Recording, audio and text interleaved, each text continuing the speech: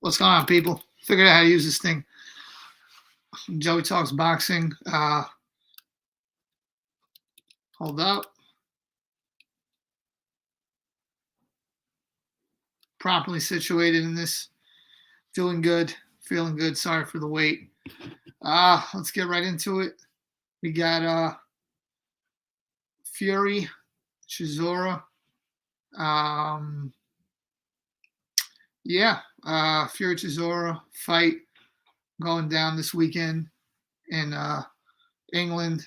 And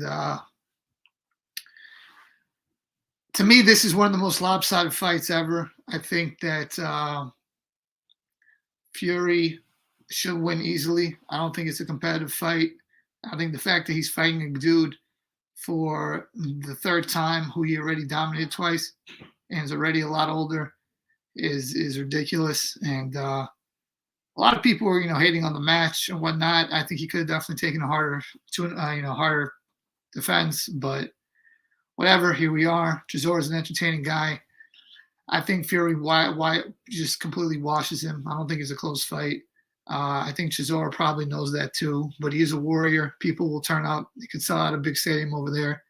They could do big things. So, it's a good situation. For Fury, he'll get some money, and then he'll get the Usyk fight coming up next. I don't really think Chisora has anything that could bother Fury, but you never know in boxing. Anything could happen in boxing, right? I personally would look at this as the biggest upset ever in the history of boxing. I don't even think it would be close. I think this was, complete blowout, and it would be crazy. I mean, if he could pull some kind of miraculous win off, but I mean, I think everyone in their mind is thinking Fury Usyk, that's next. And I saw Fury call out Usyk and say who turns down a $65 million fight. I have no doubt Usyk wants to fight. Usyk's obsessed with being undisputed. He was undisputed at cruiserweight, and he's going to want to be undisputed there again. So I don't think that's an issue at all. I think he's ready to get into action, and he's ready to go. So that's where I'm doing it. Yeah, it would be bigger than Tyson Douglas. I think it would be, because to me, it's the thing with me is, you say Tyson and Douglas. Buster Douglas was number 7 ranked heavyweight in the world at the time. Chisora, he's not even top 10. So to me, that's that. And Chisora's 38, and Fury's already beaten Chisora twice. So for me, it is a bigger upset than Buster Douglas, Mike Tyson. Thurman Spence off the cards. Yeah, of course it's off the cards. What do you mean? No, I don't know. I think that what's going to happen is Spence is going to have to fight somebody next year. It's going to probably either be Thurman or Stanionis. I think Thurman's a bigger money fight. So it comes down to is Errol Spence, because he's been adamant that he doesn't want to fight Keith Thurman. Is he just so prideful in that, saying that, I'm never going to fight Thurman, I'm never going to fight Thurman, I'm never going to fight Thurman, that he actually won't ever do it?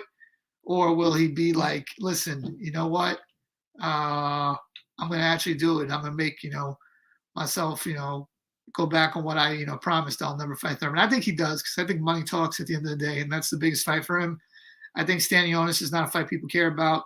I think Crawford and him, they've kind of met a wall, and I think that he's not going to fight John Ennis. So if I had to predict, I think he goes and fights Thurman next, and if he beats Thurman, then we get the fight with Crawford. I like that, though. I like that, Stephen Donnelly. I think Thurman beats Spence. I love Thurman. Thurman's my guy. I think that Thurman is, people overlooking him like crazy since that Pacquiao fight that lost. Thurman is very, very underrated now, but I'll question his hunger. And also, Spence goes to that body. I don't know if Spence could I don't know if Thurman could hold up to the body, but that's a good one. I would pick Spence, but I do like that, people are out there saying Thurman. Thurman's underrated. I think Thurman Crawford would be a good fight too. Thurman is still a dog. He's still a killer. He looked good in the he looked good in the fight versus what's his name, versus Mario Barrios. But I think he lost that hunger, honestly. I think he made some money, got married, started traveling the world. He lost that killer in him, and I think he even admitted that himself. So That's still a good fight. It's a pay-per-view fight. I'm gonna buy it. But I think that Spence has got to get over this whole Thurman didn't fight me, so I'm not gonna fight him nonsense.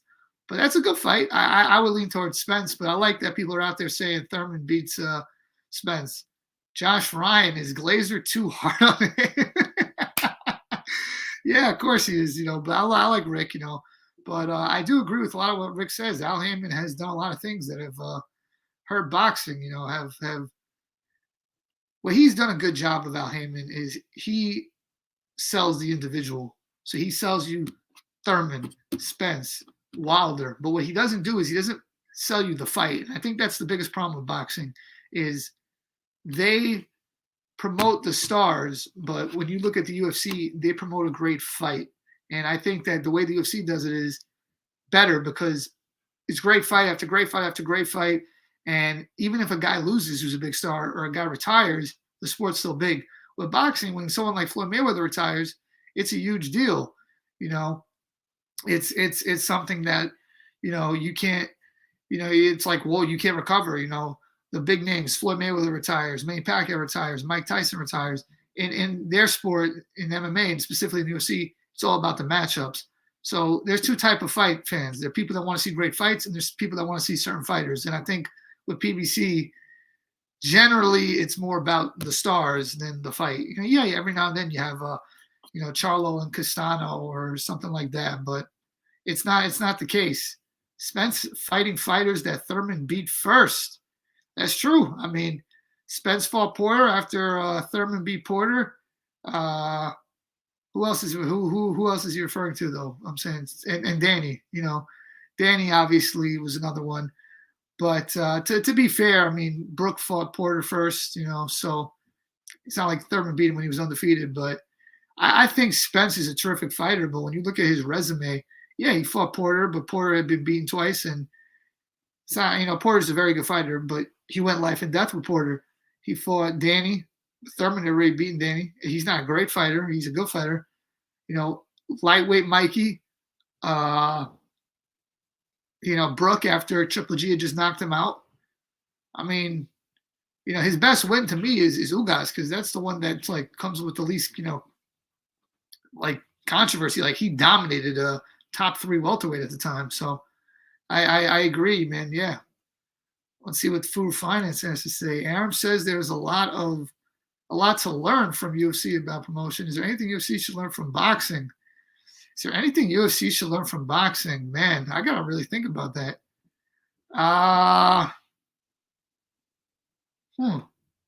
What can UFC learn from boxing? I don't know about that one. I mean, I guess you could say with the UFC, they could, I mean, not from a fan standpoint, but I guess the only thing I could think of with, boxing having over the UFC is, how global the sport is, how big it is. And I think that's something, but, what the UFC has is they have all the big talent on their roster. So they're able to dominate the market so much better. So it's tough to really say, could they learn anything from boxing? I mean, they basically took boxing's blueprint and they took out the bad stuff. So no, not really. Modern boxers are nowhere near the old school skill. You are out of your mind, bro. Come on, man. Yeah, I love when people say stuff like this. It's just crazy. Like in every other thing, in every other sport, it's accepted that the modern day athletes are more skilled and they're better and they can learn more. They've been able to learn more. You take the Olympic records, track and field, most objective measurement, just how fast you ran.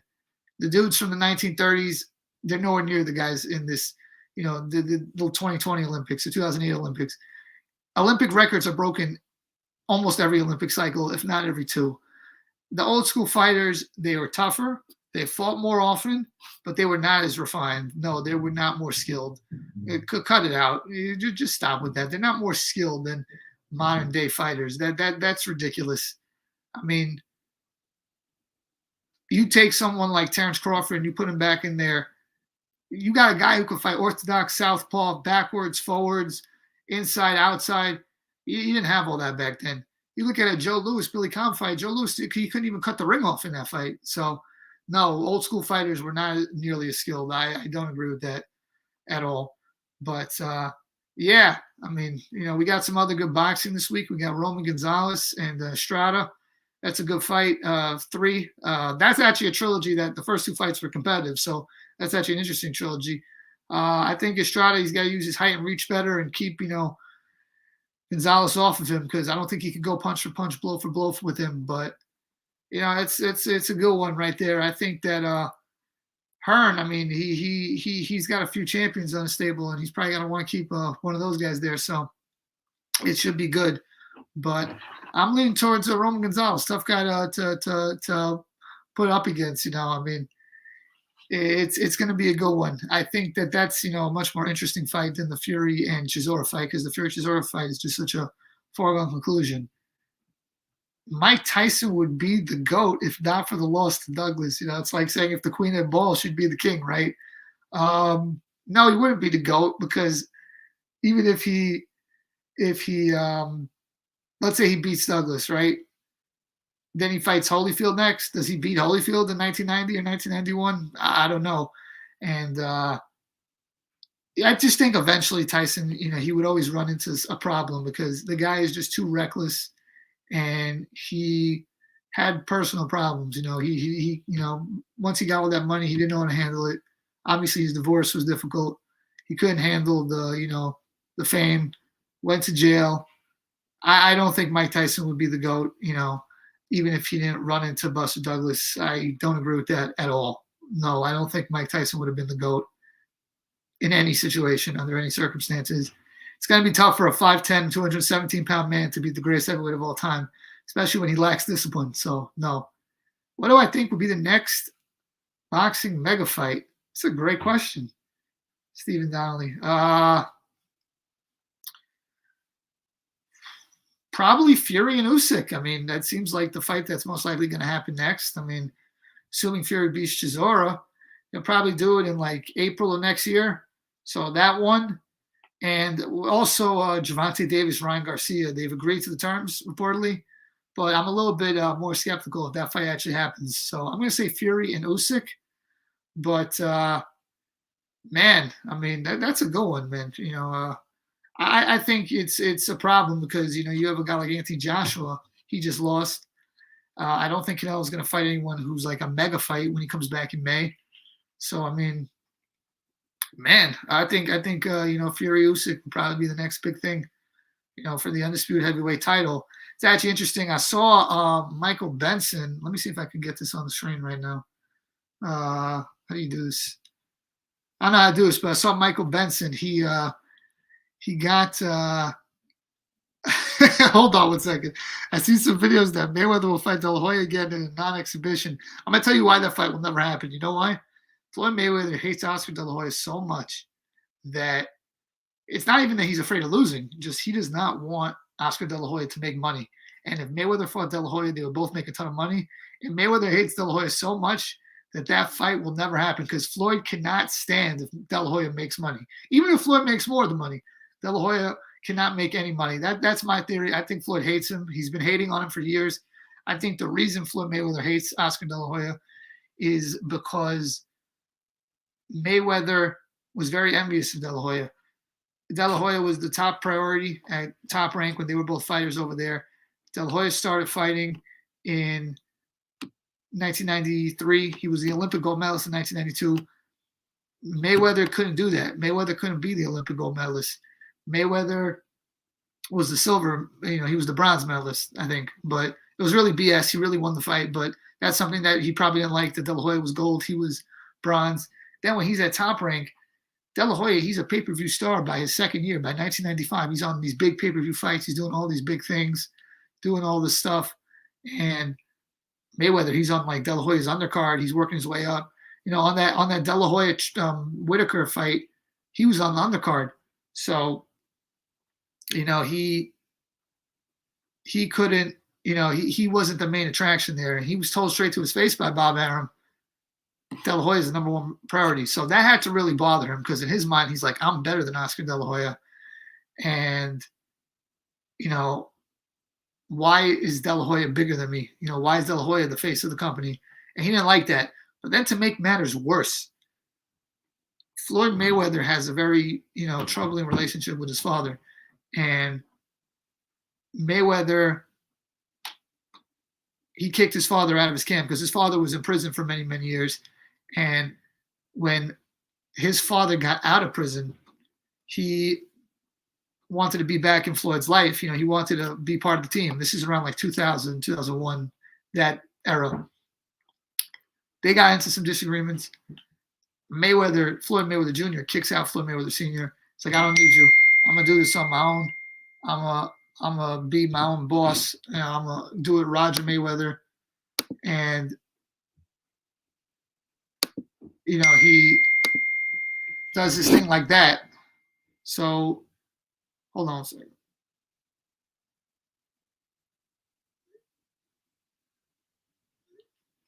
So he hated that. He hated that, and then he kicks him out. And then when he kicks him out, Oscar picks him up, becomes world champion with Floyd Mayweather Sr.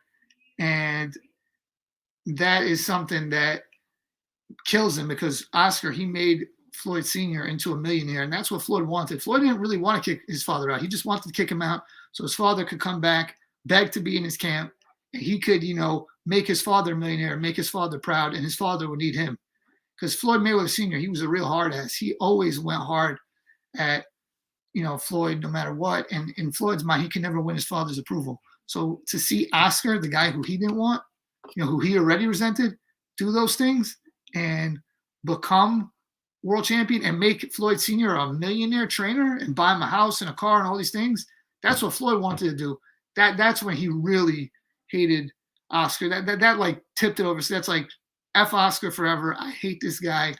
He's like, in a lot of ways at that time, Floyd, he was more of a son to Floyd Sr. than Floyd was. So that killed him. And it even got to the point where when Floyd was fighting Oscar, Floyd Mayweather Jr., he went with Roger Mayweather. He didn't go with Floyd Sr. Now, Roger and Floyd were also not seeing eye to eye at that point.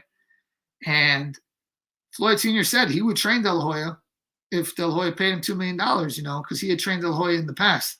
So, that really, that their relationship was always, difficult, Floyd and his father. But Floyd hates Oscar, so I don't see that fight ever happening.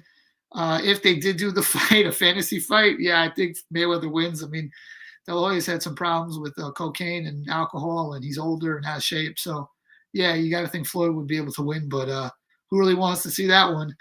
Mayweather fighting bums at the moment. That's a fact. Yeah, I think that's fair. He's into, YouTube money, exhibition money. People pay for it. So good for him. I don't care for that. If Deji can hit him, Oscar can. I agree. But I think Oscar also is there to be hit. I think Oscar's not really living the lifestyle.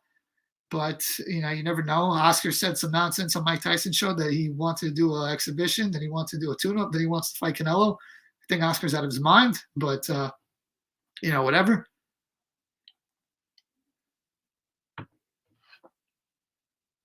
Mayweather close fight, Cotto, Pac, Oscar.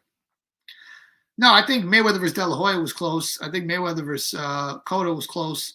I don't think his fight with Pacquiao was close. I disagree with that. I think that was completely one-sided. I don't think that fight was much of anything. Oh, I got some brightness in here. I didn't even realize I could do that. But, yeah. If Floyd trained Oscar, would Oscar beat Floyd? No, I don't think so. I think a younger De La Hoya, yes. Like the 2001 De La Hoya, yeah. If you could do a hypothetical 2001 versus 2007 Mayweather, yes. But I think as far as like at that point in time, no, I don't think that any Virtus trainer could have made him win that fight. Who won, Oscar or Whitaker? I'm liking this guy's questions. Stephen Donnelly, big shout out to you. I'm going to be straight up. I thought Whitaker really won that fight. I thought that it was 6-6 in rounds, but Whitaker dropped him. It was a very close fight. You could have had it either way. But for me personally, I thought that Whitaker really edged it out. I do think that it was very tight.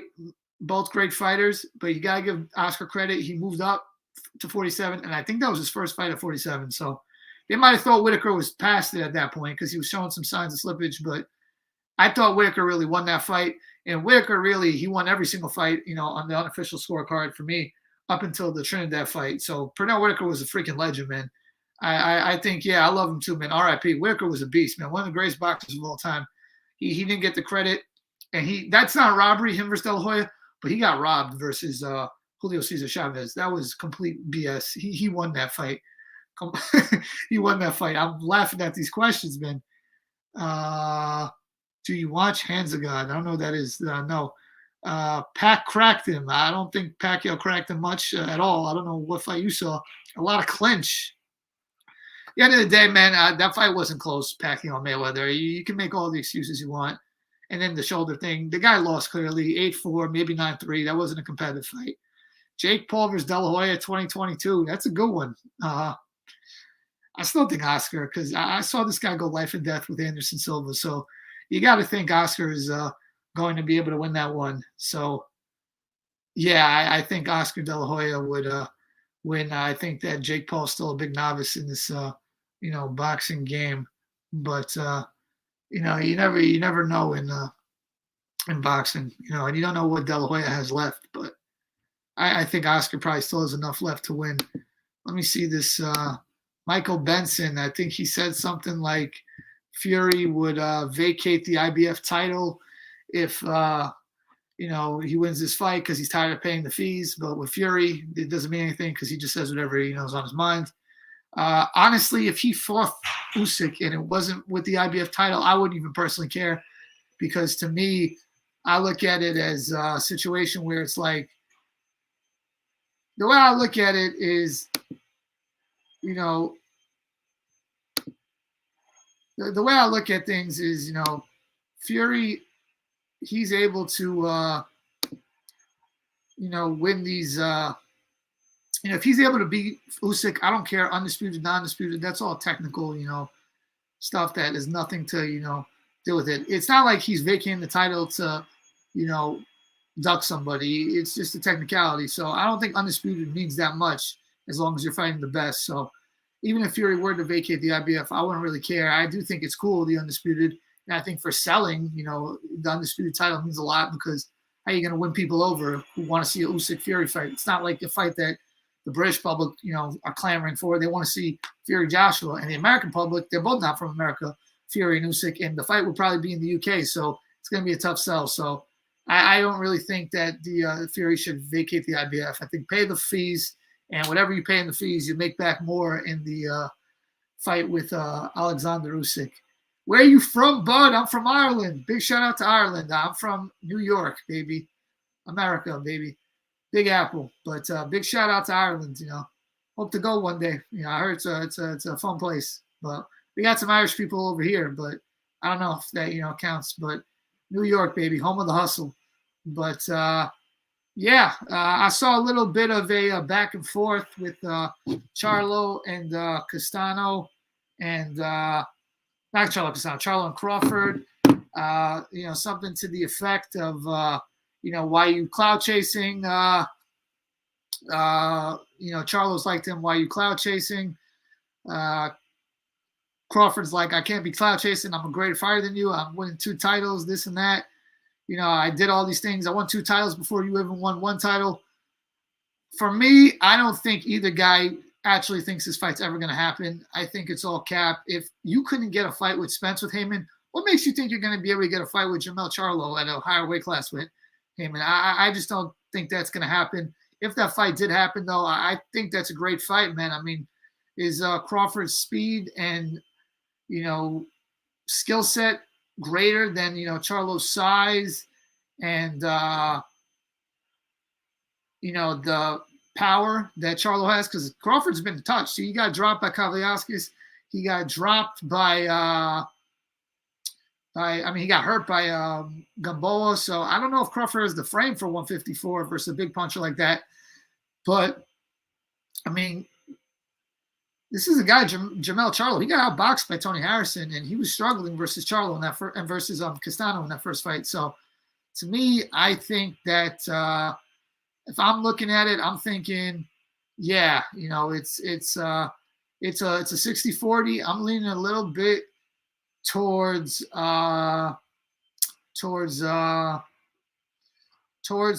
I think Charlo's power and physicality would be too much. I think there's weight classes for a reason, but that would be a fight I don't want to see. If Crawford can go on and beat Spence for undisputed, beat Charlo for undisputed, then he'd be undisputed at 140, 147, and 154, and then go beat Jaron Ennis.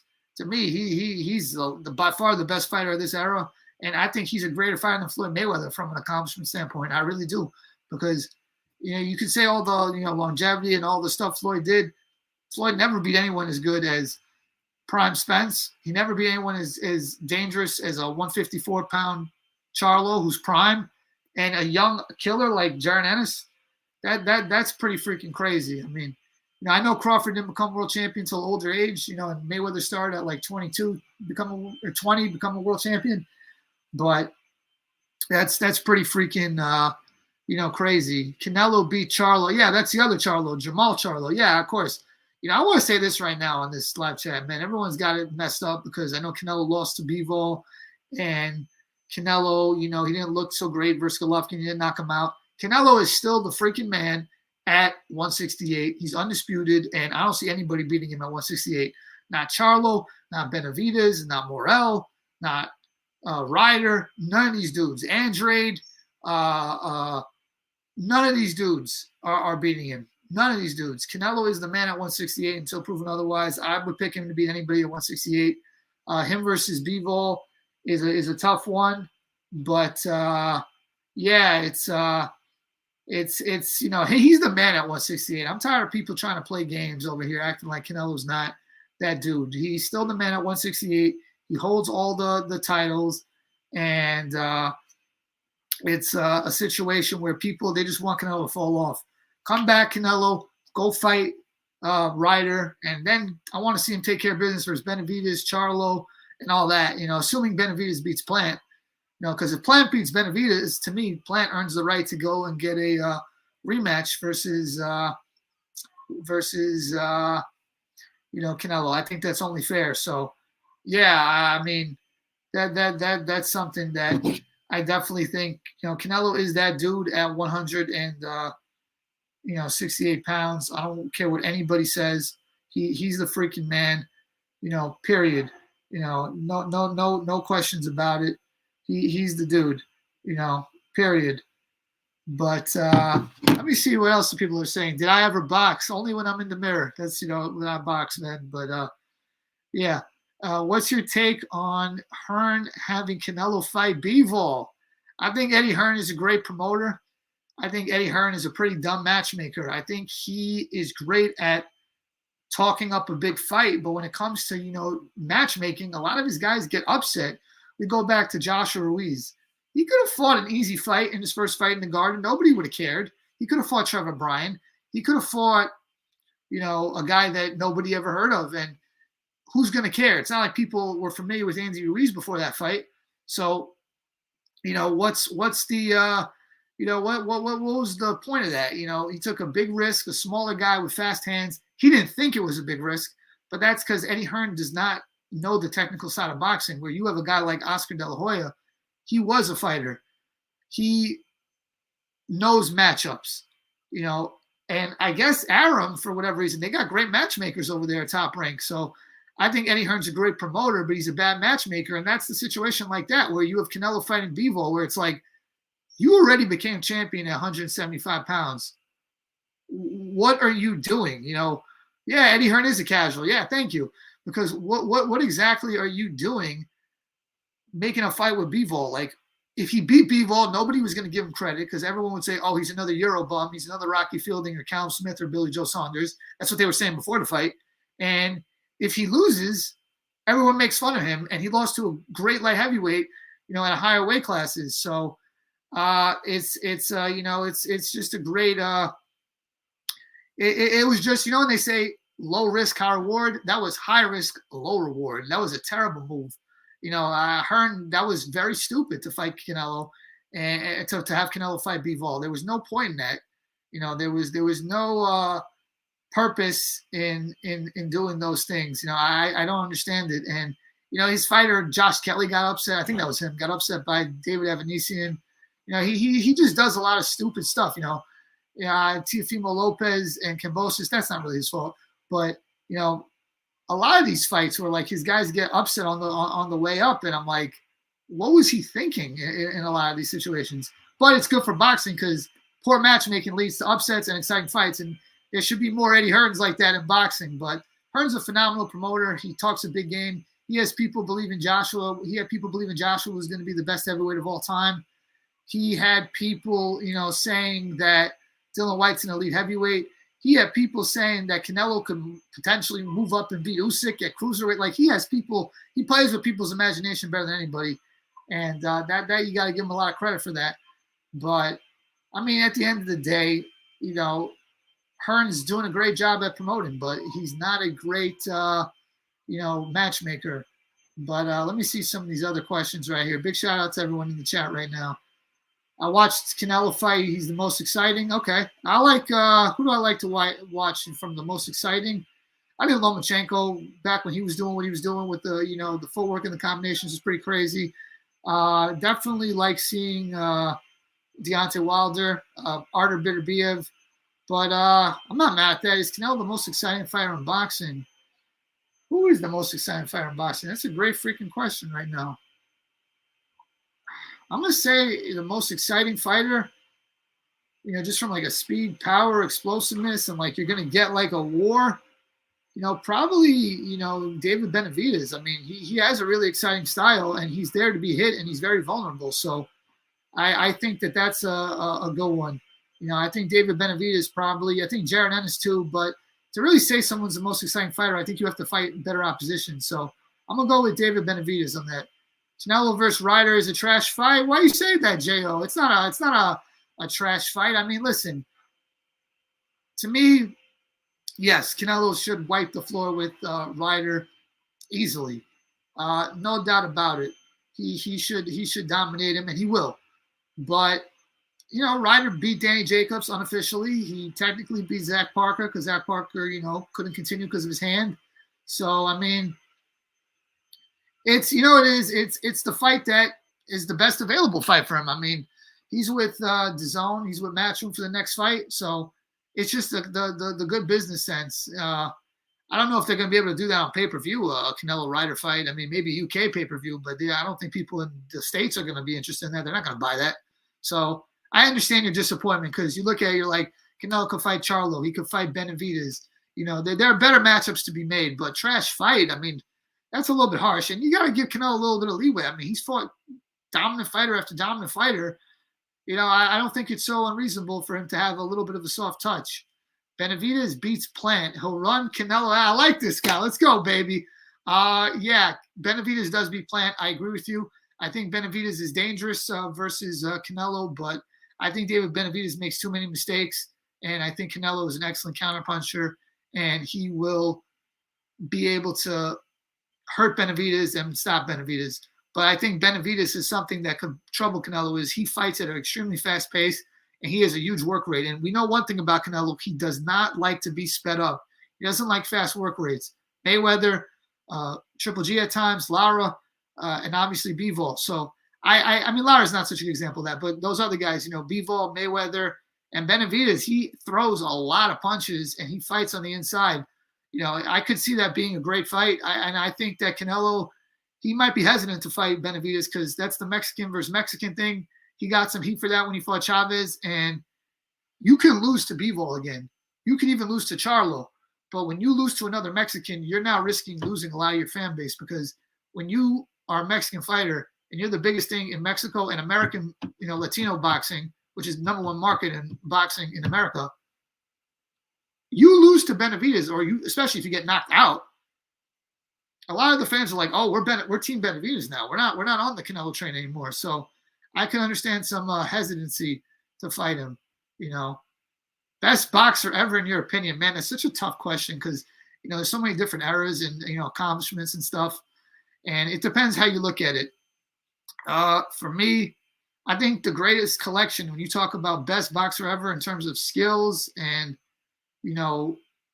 boxing ability and versatility, I think Sugar Ray Leonard was probably the best. He was the most complete fighter. You're talking about total career and dominating weight classes and different eras, you probably have to say Floyd Mayweather.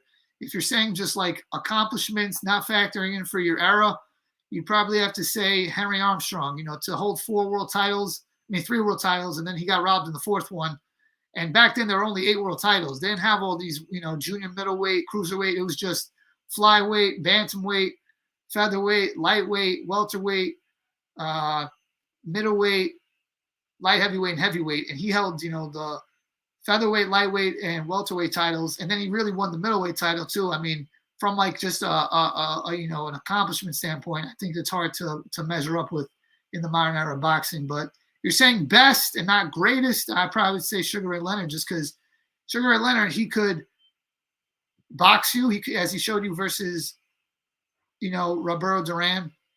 He could slug it out with you like he showed versus Tommy Hearns. He could do effective pressure like he did with Wilfred Benitez, who's a terrific defensive fighter, and he just broke him down round by round and stopped him late.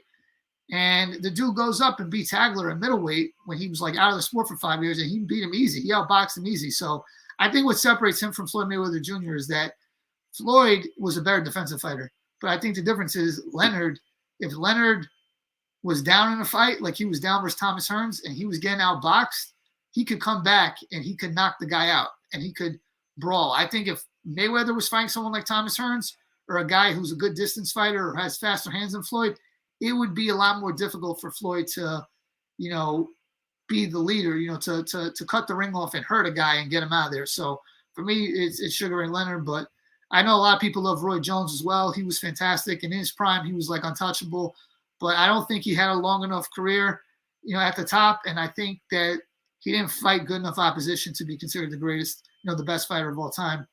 But that's a guy that a lot of people say. I know Sugar Ray Robinson's another guy. His accomplishments are nuts.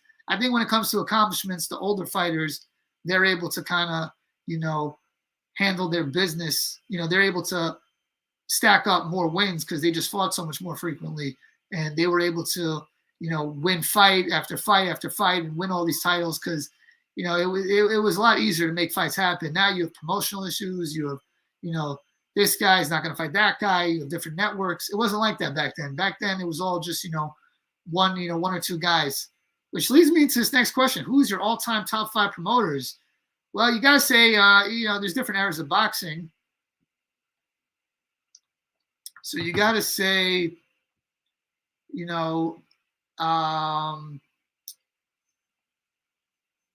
I guess you'd have to say Bob Arum's one, just off his longevity, what he's been able to do in the sport. And then you probably would have to say Don King is 2. You probably would have to go old school Tex Rickard. If you're talking like the 1920s, he was the dog back then. He had all the big fights. So he's probably in there, number 3. That's a good question, man. Who's 4 and 5? I guess Eddie Hearn. You got to throw Eddie Hearn in there at that 4th spot. And I'm going to actually say the Duvas. I'm going to say the Duvas. They did a great job promoting a lot of champions. Evander Holyfield, Pernell Whitaker, Magic Taylor. I mean, you probably would have to say, the Duvas would be 5, but that's a tough one because I really got to look up and turn the old fighters, and a lot of the old promoters. But I know Tex Rickard was the man back in the day, so that's my top 5. 1, Bob Arum. 2, Don King. And Don King had everybody, but to me, why Arum surpasses him is because of the longevity. And King by like 2005, no one was, was into King anymore. 3 would probably be Tex Rickard. 4, you got to go with Eddie, and then 5, Duva. I mean, Eddie Hearn, he's took boxing from England and he's made it global. So you got to really give him a lot of credit for that. I mean, he made AJ a world star. You can't, hold on to it. You can't, hate on that. Oscar is a great promoter too, but I don't think he's top 5. Dana White versus Bob Arum. I mean, we're crossing sports right here. Yeah. Dana White is a better promoter because Bob Arum, he's the greatest promoter of all time. But to me, Dana White is the greatest promoter of any sport of all time. And Dana White, he took the UFC, which was a failing company, and he made it into a big sport. He saved it from, he's the reason MMA is popular. If there was no Dana White, MMA wouldn't be a thing at all. So Dana White is the greatest promoter in combat sports history. I don't even think that one's close. Bob Arum's the best and the greatest in boxing history, but Dana White is the king of all that. There's no doubt about it. I want to give an answer to one of the questions that somebody asked on the one of my videos. It was Joshua. We were talking Joshua. It was on the John Ryder, Zach Parker video. Big shout out to Bert, Bob, Robert. Joshua apparently in talks with Stavern to face him next year. Let me tell you something, man. If that is true that Joshua's in talks to fight Berman Stavern next year after he just lost to Trevor Bryant and he's been basically semi-retired these last few years after getting knocked out by Wilder, that is a joke. That is an absolute joke. That should never happen. And that's a complete disgrace to boxing if that fight happens next. The fight that's got to happen next is Anthony Joshua, Dylan White. And I don't want to hear that Joshua needs a tune-up. That is your tune-up. Go beat Dylan White and then go get a bigger fight versus Fury or Wilder. Nonsense. No, you're not fighting Berman Stavern. If he fights Berman Stavern, that is pathetic. I'm sorry. I hate to say that word. It is. And it's not like Joshua got knocked out by Usyk. I mean, he took some punishment, but, seriously, man.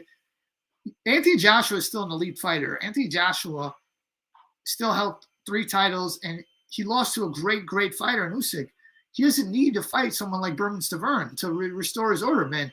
Him versus, let's be honest, an older, washed-up Dylan White is more than a fair fight. So he has a huge advantage in that one. That's the fight that should be next, him versus Dylan White. I'm not interested in him versus Stavern fight. Dana don't pay. I feel you. He doesn't pay. I'm not saying he's the best for the fighters. I'm saying he's the best for the fans. I mean, that is, Dana White's been able to control their sport, and there hasn't been as much federal regulation. And that is, a big reason why he's able to succeed. I think that, because of that, Dana White has been able to dominate their sport. Now, when he went to boxing with Conor McGregor made $120 million. That's what I read somewhere. And he made he took home $80 million, Conor. Dana White took home 40. A lot of people say, oh, why is Dana White taking home 40? Why is it only 40? That's not a random number. The reason Dana White took home 40 is because under American boxing law, according to the Muhammad Ali Act, a promoter can only take up to 33% of the purse. So he took as much as he could, Dana White, but you don't have a Muhammad Ali Act in America in MMA yet. I think they will get to that point where they start doing more funding and stuff. But from what I understand, there's going to be more regulation. So what I understand is Dana White takes over 50% of the purse when he has these fights. In boxing, you can only take maximum 33%. So, I mean, to me, that is, the reason why the UFC is able to make these matchups. You basically, if you don't want to fight this guy, you have to, retire or not fight at all. Where in boxing, you could pick and choose, you can build it up, and you get a lot more lopsided matches. And I think what Dana's been able to do is he's been able to control the sport. And that is why, the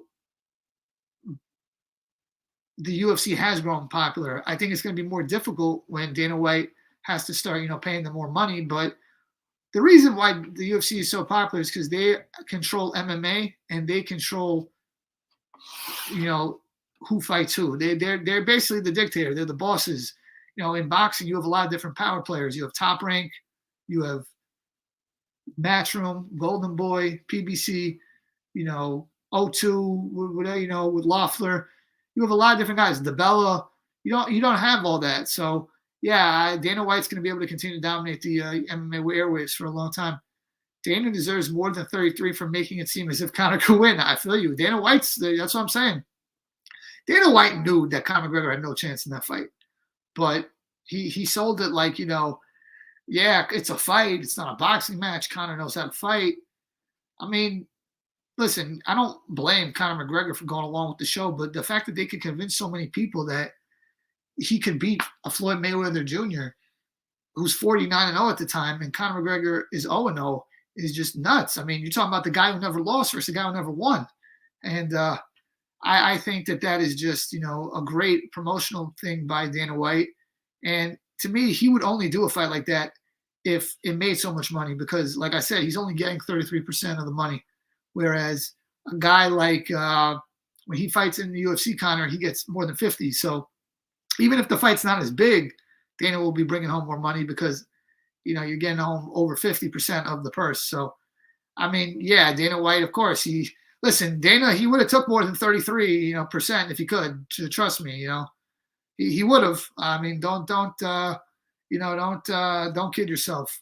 Do I watch UFC? No, I do not. I'm not a big MMA fan. I'm not a fan of the kicking or the wrestling or the grappling. It doesn't do it for me. To me, the best part of MMA is the striking. So for me, I'm like, yeah, well, let me watch, the boxing. Like the best part of MMA is striking. I'm not, I'm not coming to the MMA for that. I see it occasionally and stuff, and I know a little bit what's going on, but I'm not, an MMA head. But what I do like about the MMA is how their fans are very supportive of the fighters, even when they lose. And I think boxing, they can take note of that, because in American boxing, when you lose one time, it's like, oh, you're a loser.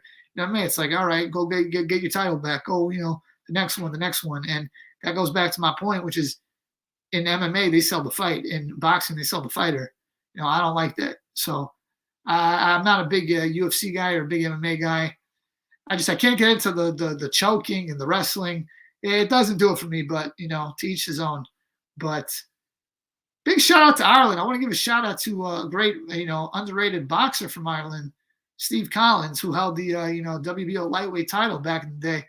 He was underrated. And in my opinion, I think Roy Jones kind of ducked him. So, big shout out to Steve Collins. He was even coming to America and he was fighting some good guys. So, big shout out to Collins. He's underrated. He had power. And I'm not saying I would pick him to have beaten Roy, but I think he would have had a good chance. And Steve Collins was very good at, playing mind games with people. Like he had Chris Eubank scared to fight, before their fight, because Chris Eubank, he thought that Collins had hypnotized him, so I'm being serious right now.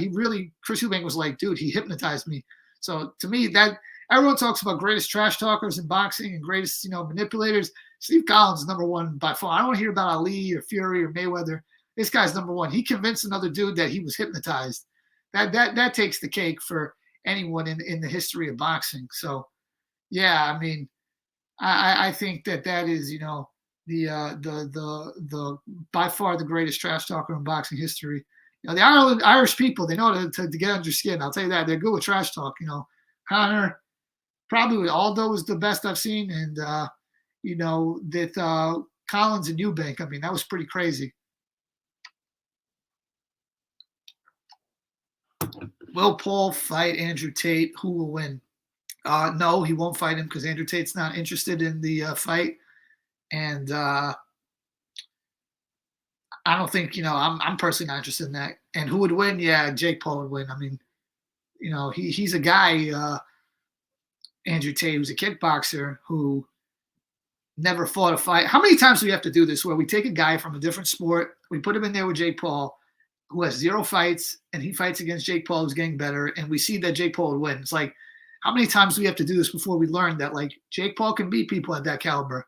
So I don't think the fight happens. I think Tate, from what I understand, he has a lot of other things going on. And, yeah, I don't think that fight ever happens. I mean, for what? If Tate's making money without this, why should he risk it? It doesn't make any sense. But no, I don't think Jake Paul fights Tate anytime ever. I think Jake Paul, we got to see him and Tommy Fury. That's the fight in the UK.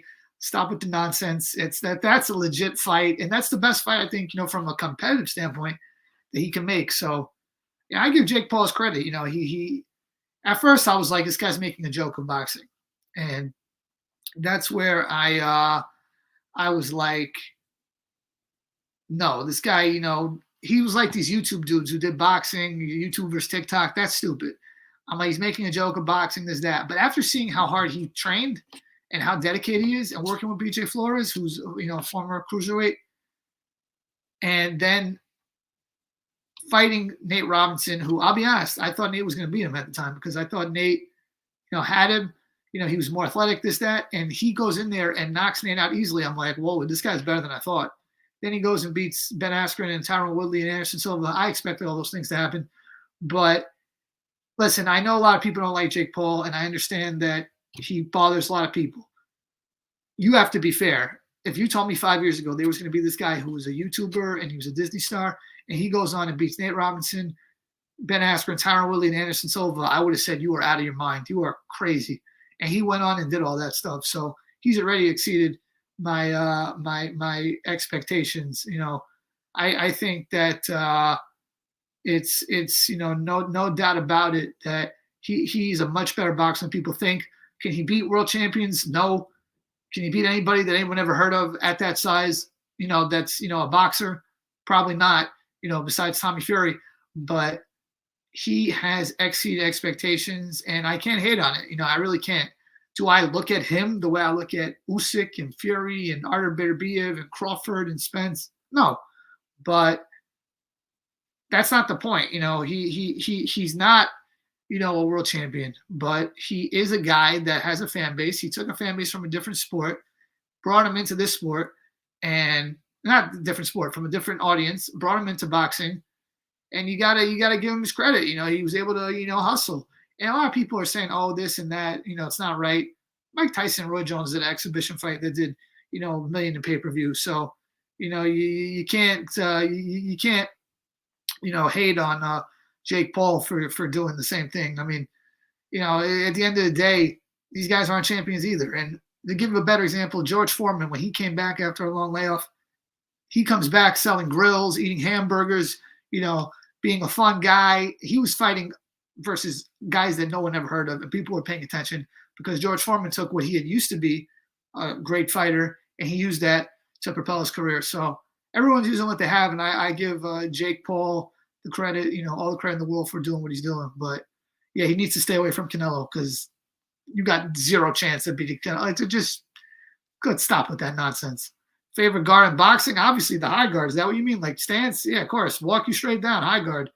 But you obviously don't see it so often. But yeah, I think that Jake Paul has done a lot more than people ever would have imagined, and you got to give it to him.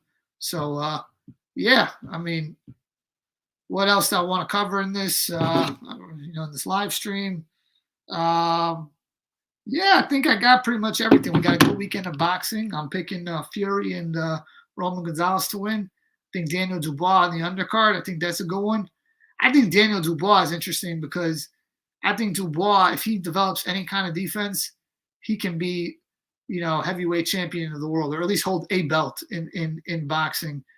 And I think that's pretty cool, for a guy, who already lost to Joyce. And I question Dubois' mental psyche a little bit. I don't know if he's, tough enough, but the guy's got power, and I would pick him to knock out Dylan White right now. So, yeah, I think that's, an unbelievable thing to be, in boxing. Would Paul versus Tate sell more than Mayweather versus McGregor? What kind of question is this? No, Jake Paul versus Tate would not sell more than Mayweather McGregor because those guys are fighters and they have big fan bases in fighting. I know those guys are big celebrities, but Jake Paul sold like 300,000 his last fight. He sold like 100,000 versus Woodley the second time. So Jake Paul's not as big as he likes to present himself out to be. He likes to make it like he's the biggest thing in boxing. It's like, no, dude, you sold 100K or whatever, 50K, whatever it was, versus Woodley the second time. So, no, I don't think that fight would do more. And I know Tate, he has a big fan base too, but I think still you're talking Mayweather, McGregor, you're talking UFC, they have a built-in fan base. I don't think that fight would do even anywhere near what, those other things, what that fight did. I don't think it'd be close. It'd be big, don't get me wrong, but Paul and McGregor, though, to me would be bigger than Paul and Tate. And that's the fight that I think has to happen. To me, if I'm Conor, you got to give me so much money to do that because, like, he could lose to a lot of people, Conor McGregor, but to lose to Jake Paul, I don't know, man. I mean, that would be like, it really comes down to how much does Conor care about his like image and his legacy and all those things. And, to me, Conor McGregor, to me, the way I look at it is by the time they would fight Conor McGregor and Jake Paul would be so much better of a boxer and Conor would be, kind of older in his life and, his career, where I think Jake Paul would win and probably knock him out. And you're already rich, Conor. Do you want to take that risk? I don't know, and what do you gain? I mean, you get a lot of money, but like, okay, you beat Jake Paul, like, so I think that's just, big risk, and there is reward. Obviously, you're getting paid a lot of money, but I think that's something that he'll avoid. But that's like the magnum opus. That's like the grand finale for Jake Paul. He fights Conor, like, his boxing career is complete in his mind, because he knows he can't beat the top world champion boxers. But to be a guy like Conor McGregor, I think that's semi possible. So yeah, I think that Conor McGregor versus Jake Paul will be a fun fight. I think Jake Paul will probably win because he has a big size advantage. He's got a power advantage, and Conor has a big speed advantage on him, no doubt. I think Conor's footwork's better than his, no doubt. But Conor's getting older, and I mean, didn't he just break his leg in his last fight or two? So I mean, injuries add up, and you move a little slower as you get older. Favors the puncher more. So I think Jake Paul would knock Conor McGregor out, but Jake Paul has got to fight Tommy Fury. That's the fight I want to see when it comes to Jake Paul. Philly Shell's good too. I like the way James Toney does it as well as Mayweather. I really like what James Toney does with that, because Toney doesn't move. He just goes Philly Shell, and then he counters you. He kind of like stays in the pocket. Floyd will go Philly Shell and use his legs more. So yeah, I kind of like the way James Toney, uses it. It's a hard defense to master. I know Oscar tried doing a little bit of it with Mayweather Sr. It's one of those things where I think you got to learn at a younger age. Other fighters use it, like, obviously all the Mayweathers, not just Floyd, but Floyd Sr., Jeff, Roger, and Adrian Byrne use it too. So, yeah, Conor should fight low-level boxers. I mean, yeah, I would like to see that, just, so people could stop acting like this guy's a good boxer, but I'll never do it, of course, because, what does he gain out of it? Conor's, he's a big brand. He's a big business at this point. So I don't see the point of, him doing it from his angle. But it's pretty cool how Conor got to just cut the line and get a big fight with Mayweather. You got to give Conor credit. People talk about Dana being the greatest promoter, but Conor might be the greatest self-promoter in combat sports history. I mean, the guy is freaking hilarious, and he could get his fans to believe damn near anything. He could get his fans to believe that he could beat Floyd Mayweather in a boxing match. So that's crazy, to me. But let me just answer this one last one. Are the Paul brothers a net positive for boxing? That's a great freaking question. Are the Pauls good for boxing? So off top, Logan Paul, no, because he just does these like stupid gimmicky fights. So I don't think that's good for boxing. And the reason I don't think that's good for boxing is because, yes, it brings new people to the fight. It does. But do these new people go back into do they come back, these people, and say, yeah, I'm going to come back, I'm going to fight, I'm going to watch the next Triple G Canelo fight, I'm going to watch the Wilder Fury fight? I don't think they do, because the numbers in boxing through like hardcore boxing matches have not been any different in the years, since these guys have gotten involved. And I blame Mayweather and McGregor for ruining it for a lot of people, because what they did was they showed that anything can go down and you can make a pay-per-view fight out of anything. So I don't think that he's good for boxing, Logan Paul, because I think what happens is people say, oh, that's boxing. That's the gimmick fights we care about. We don't care about, the serious fights. Jake Paul's interesting because he's actually fighting like, professional fights, and it's a more serious situation. I don't think Jake Paul's good for boxing. I think that he does bring new fans to the sport, but I think he hurts the sport more than he helps the sport. And the reason why is because people now focus on these type of gimmick matches instead of the hardcore, Crawford and Spence, or, let's talk about fights that happen, Triple G and Canelo, or Charlo Castano, or, Canelo Bivol. And that is bad for boxing, because when we go forward, it's going to be harder to sell these hardcore fights. And you go back to the 1980s, imagine if instead of someone's favorite boxers being Sugar Ray Leonard, Tommy Hearns, Mike Tyson, their favorite boxers were guys like, Michael Jackson, Prince, and Tom Cruise. That's what this is the equivalent of. You ask a kid, who's your favorite boxer now? They'll be like Jake Paul. They'll be like, Logan Paul. They'll be like KSI. And that's bad for the sport, in my opinion. And I'm not trying to sound like a hater, like you can't go get your money, go get your money. But for boxing as a whole, that is not good. Like, it's not good. Like, it's not good that, you have a world champion, Devin Haney, and nobody in America knows who that is. It's not good that, you have Josh Taylor and nobody in America knows who that is.